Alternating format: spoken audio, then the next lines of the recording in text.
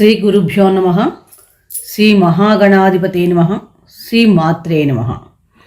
Welcome to Meeravani YouTube channel. మీ doctor Sundari ప్రేక్ష. ఈరోజు మనం ఈ వీడియోలో 2024 సంవత్సరం ఎలా ఉండబోతోంది అనే విషయం తెలుసుకుందాం.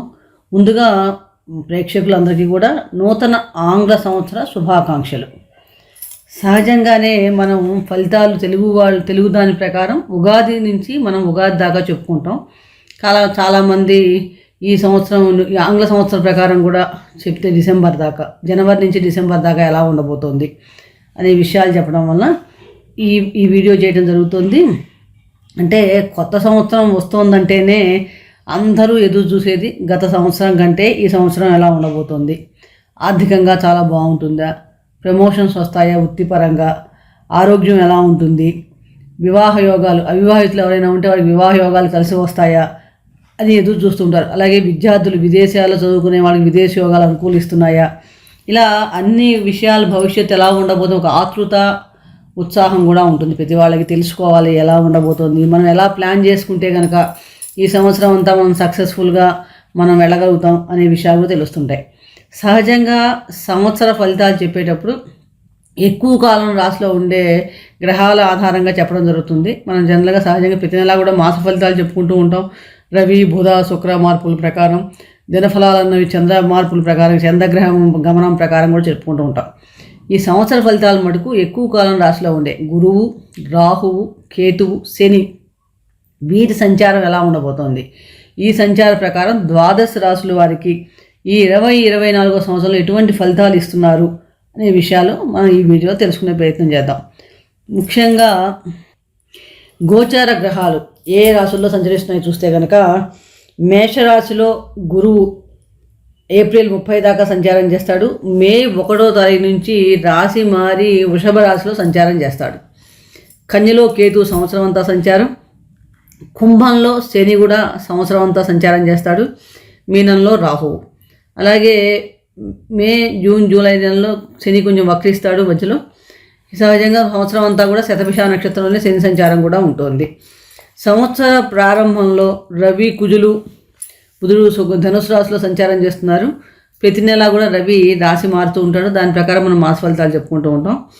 అంటే ఈ ముఖ్యమైన ఈ గ్రహ సంచార ప్రకారం ఏ రాశి వారికి ఎటువంటి ఫలితాలు ఉండబోతున్నాయి అనే విషయాలు మనం తెలుసుకుంటున్నాం. ఈ ఫలితాలు జనవరి 1, 2024 నుండి 31 డిసెంబర్ 2024 వరకు మాత్రమే వర్తిస్తాయి. సంవత్సరం ఉగాది ఫలితాలు నూతన సంవత్సరంవి, క్రోధినామ సంవత్సరంవి మనం ఉగాది తర్వాత కూడా మనం చెప్పుకుందాం. వృషభ రాశి.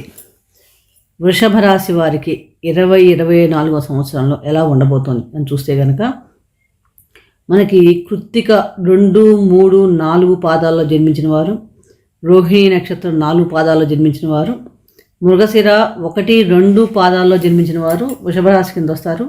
అలాగే పేరులో మొదటి అక్షరం ఈ, ఓ, ఆ, ఓ, వా, వే, ఊ, ఈ మొదటి అక్షరాలు ఉన్న వాళ్ళందరూ కూడా నామం ప్రకారం కూడా వాళ్ళది నామ నక్షత్రం ప్రకారం కూడా వాళ్ళది వృషభ రాశి అవుతుంది. వారికి కూడా ఇదే ఫలితాలు వర్తిస్తాయి. ఈ వృషభ రాశి రాశ్యాధిపతి శుక్రుడు, స్థిర రాశి. సహజంగానే ఈ రాశివారు కుటుంబ రక్షణకు ఎక్కువగా ప్రాధాన్యత ఇస్తారు. కొంచెం బద్ధకంగా కూడా ఉంటారని చెప్పవచ్చు. మొండితనం, గర్వం, త్యాగగుణం కూడా ఎక్కువగా ఉంటాయి. స్వతంత్రంగా ఉండాలని ఆసక్తి ఎక్కువగా ఉంటుంది. అలాగే కళలందు కూడా మంచి ఆసక్తిని కూడా కలిగి ఉంటారు.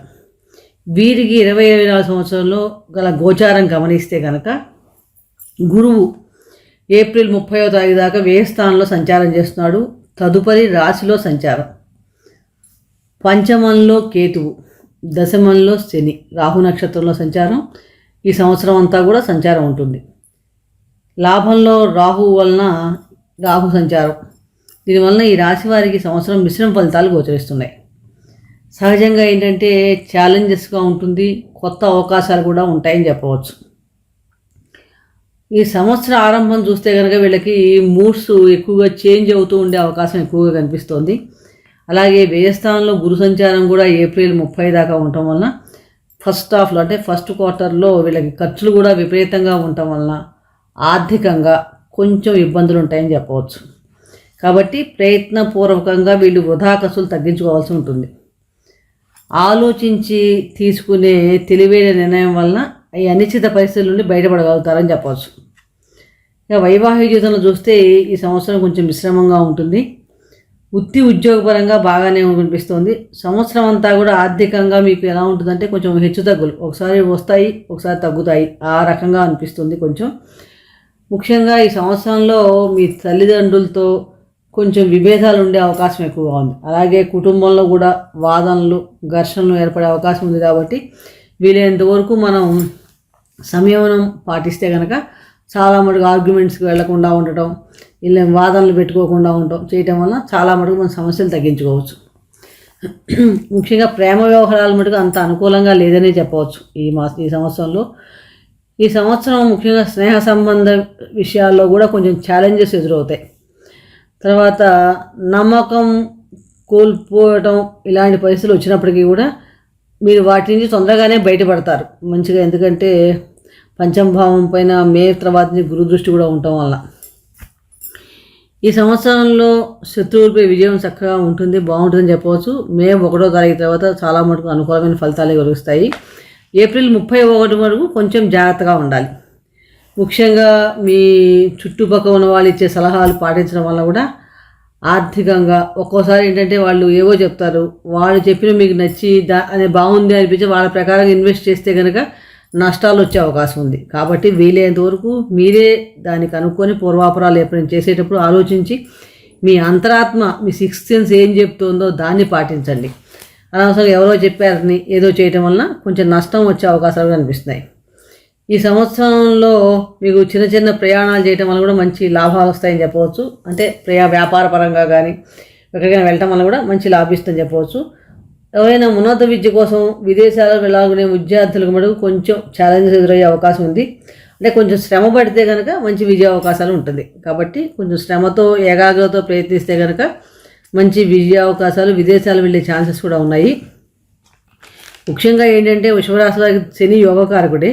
దశమంలో శని సంచారం వలన ఉద్యోగాల్లో స్థిరత్వం ఉంటుంది, అభివృద్ధి ఉంటుంది. కానీ శని యొక్క 3వ దృష్టి 12వ హౌస్ పైన, సప్తమ దృష్టి చతుర్థ భావం పైన, దశమ దృష్టి సప్తమ భావం పైన ఉండడం వలన ఖర్చులు అధికంగా అవ్వటం, కుటుంబ జీవనంలో కానీ కుటుంబ జీవన భాగస్వాములతో కానీ మీ వ్యాపార భాగస్వాములు కొంచెం అనుకూలతలు తగ్గే అవకాశం ఉంటుంది.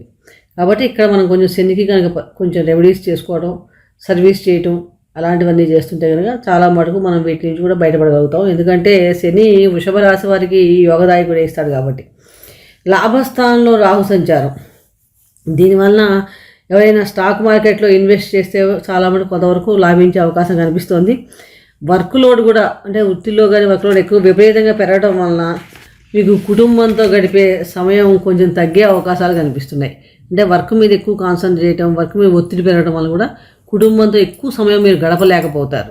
దానివల్ల కొంచెం పర్సనల్ లైఫ్లో కొంచెం ఇబ్బందులు వస్తాయి. కాబట్టి మీరు ఏం చేయాలంటే మీ ప్రొఫెషనల్ లైఫ్ని, పర్సనల్ లైఫ్ని కూడా వీలైనంత వరకు బ్యాలెన్స్ చేసుకోగలగాలి. అది ఎంత బ్యాలెన్స్ చేసుకుంటే అంత మంచి ఫలితాలు ఇస్తాయి. అలాగే ధైర్యంగా ఆలోచించి చేసే పనులన్నింటిలో మంచి విజయ అవకాశం లభిస్తుందని చెప్పవచ్చు. ముఖ్యంగా వృషభ రాశి వారికి సంవత్సరం మధ్యకాలం నుంచి మటుకు చాలా బాగుంటుంది. పూర్వార్ధం కంటే ఉత్తరార్ధం చాలా మటుకు అభివృద్ధి చాలా బాగుంటుందని చెప్పవచ్చు. ఈ సంవత్సరంలో ఎక్కువగా మీకు ఆధ్యాత్మిక విషయాల మీద ఆసక్తి ఎక్కువగా పెరుగుతుందని చెప్పవచ్చు. అంటే 2024 సంవత్సరంలో మే తర్వాత నుంచి కొంచెం సెకండ్ హాఫ్ చాలా మటుకు చాలా బాగుంది. అలాగే కృత్తిగా 2, 3, 4 పాదాల్లో జన్మించిన వారికి ఈ సంవత్సరంలో వివాహయోగం కూడా కలిసి వస్తాయని చెప్పవచ్చు. కాబట్టి వారు కూడా ప్రయత్నం చేసుకోవచ్చు.